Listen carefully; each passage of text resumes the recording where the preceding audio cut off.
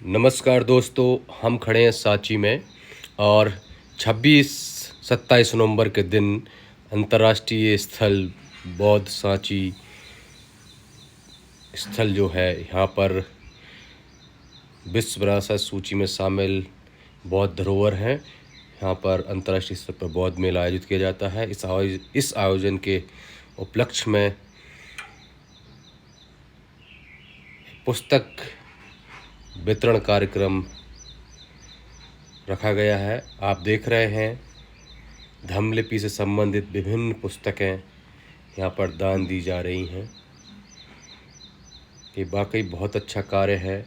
पुस्तक दान सबसे बड़ा दान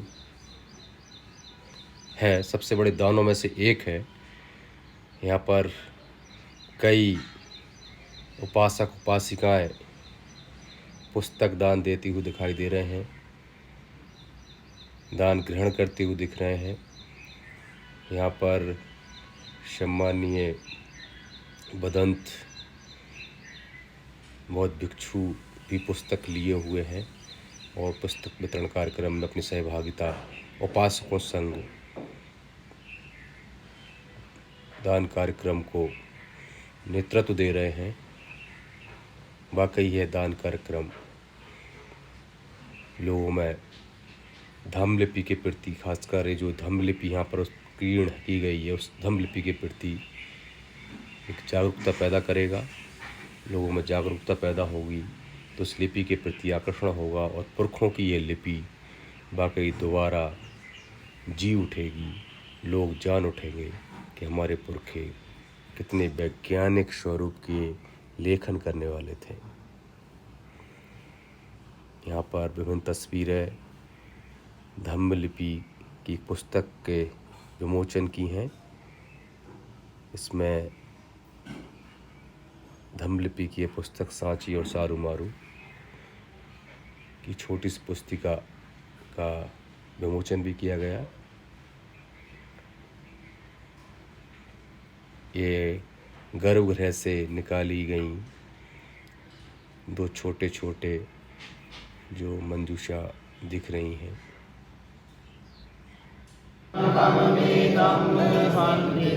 सारी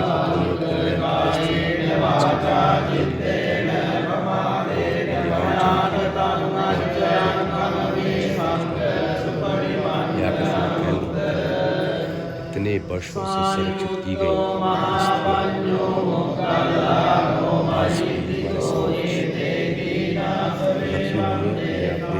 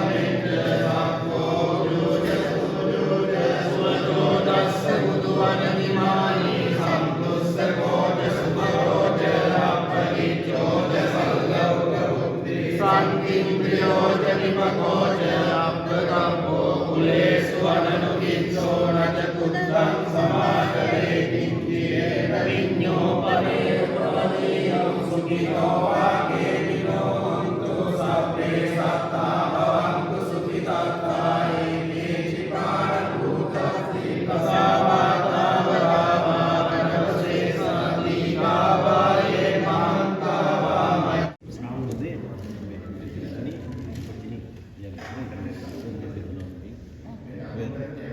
आप देख सकते हैं। May betting in may many propaganda you are going to please enough only one.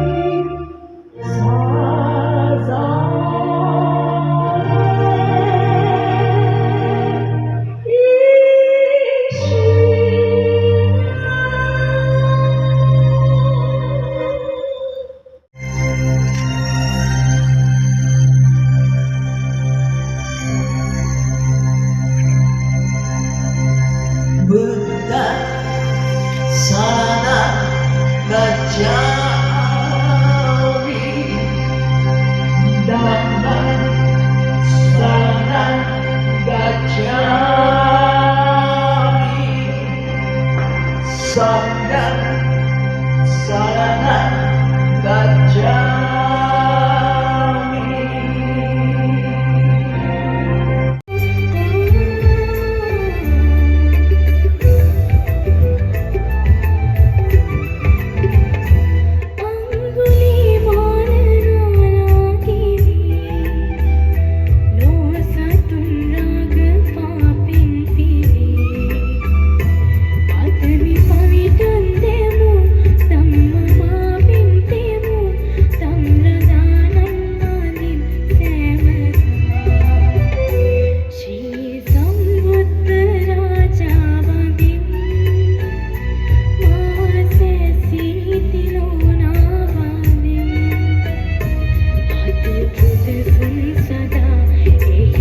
आलमचंद्र और धम्म लिपि पर कार्य करता हूँ।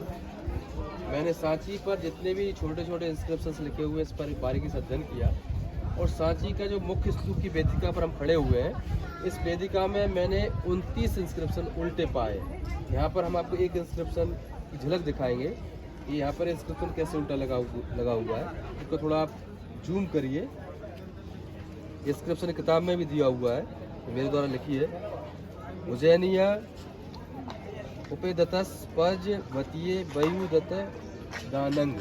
एक्चुअली उल्टा यहाँ से शुरू हो रहा है तो यहाँ खत्म हो रहा है। लास्ट में आप दानम सब देख सकते हैं। ये पत्थर को एक्चुअली उल्टा लग रहा है, लेकिन एक गलती से रिस्टोरेशन के समय इस पत्थर को उल्टा लगा दिया गया है। इस पत्थर को यदि आप सीधा करेंगे तो जब ये लिपि लोग सीखेंगे, यदि इसमें कोई गुंजाइश है आर्कियोलॉजी के तौर पे इसके बिना इसको नुकसान पहुंचाए, तो इस तरह के जो 29 पत्थर कराते हैं, वहाँ के स्थानों के बारे में जानकारी देते हैं, उस समय के दानदाताओं के बारे में जानकारी देते हैं। और ये ऑथेंटिक जानकारी है जो पत्थर पर 2300 वर्ष से यहाँ पर भीड़ है। यहाँ पर बहुत भीड़ है, लोग देखने आते हैं। लेकिन धम्म लिपि जो इंस्क्रिप्शन जिस स्क्रिप्ट में लिखे हुए हैं जो प्राकृतिक भाषा है, पाली भाषा है और ये धम्म लिपि है। तो वर्तमान में आप ब्राह्मी कहते हैं, लेकिन मूलतः अशोक की स्क्रिप्ट है, अशोक से धम्म लिपि कहते हैं।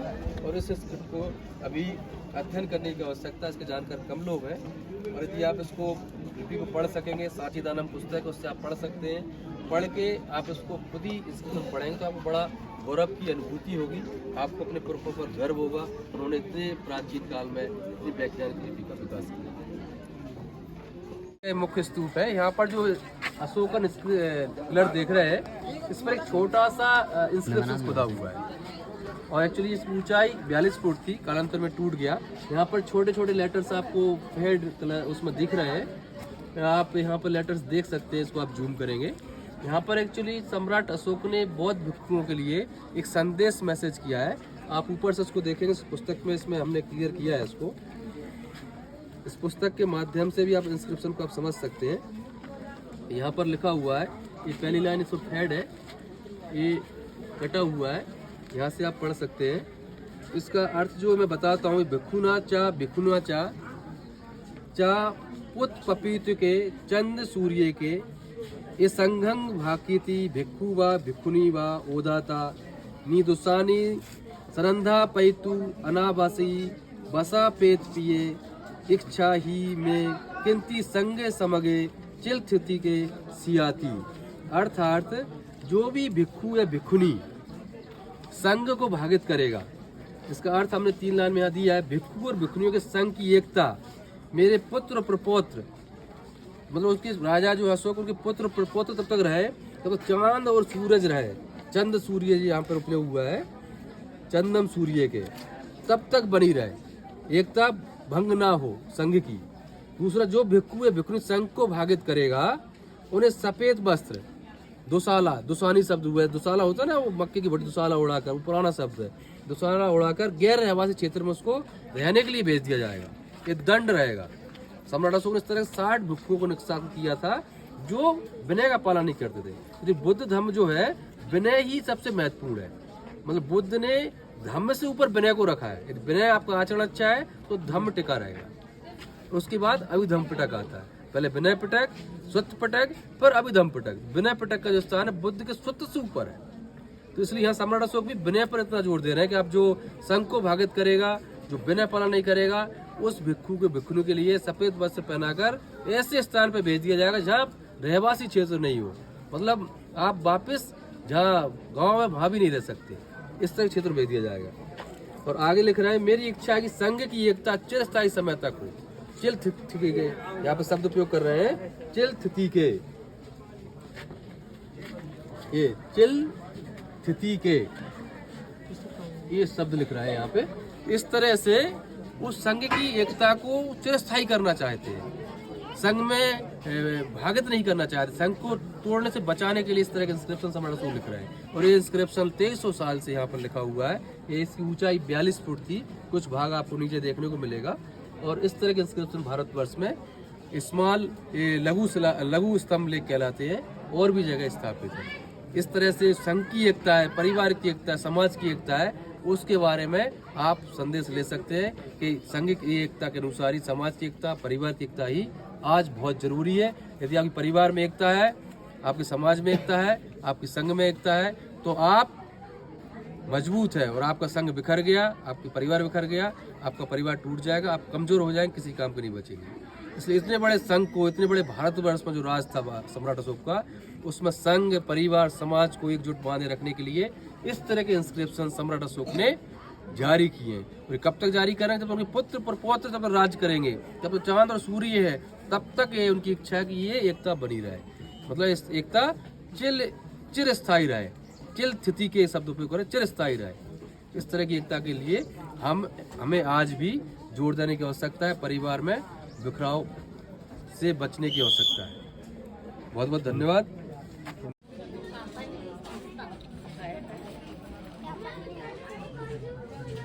भैया ये स्तूप में अंदर क्या है?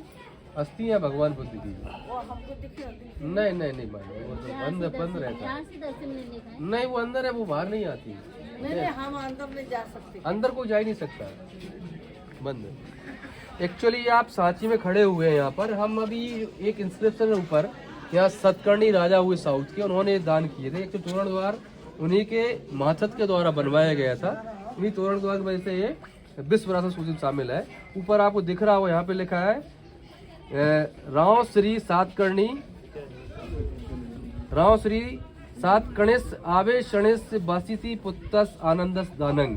अर्थात राव श्री, राव मतलब राजा, राव पहले होता था, राव अभी भी सरनेम चलता, राव। यहाँ राव श्री सतकर्णी का जो आवेशणी थे, उनके मातहत थे, बसिति के पुत्र आनंद के द्वारा एक दान दिए गए हैं। ये ऐसा इंस्क्रिप्शन लिखा है, फर्स्ट एडिशन इंस्क्रिप्शन है।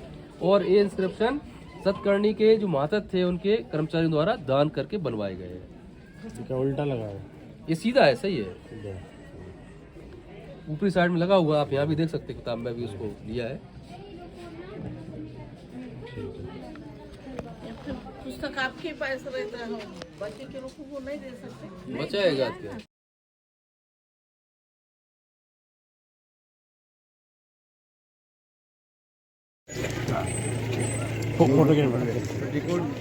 सांची दान है, ऑनलाइन अवेलेबल ऑलरेडी, और ऑल इंडिया 15 देशों में पहुंची किताब। इसको पढ़ के आप अंदर क्या लिखा वो पढ़ सकते हैं।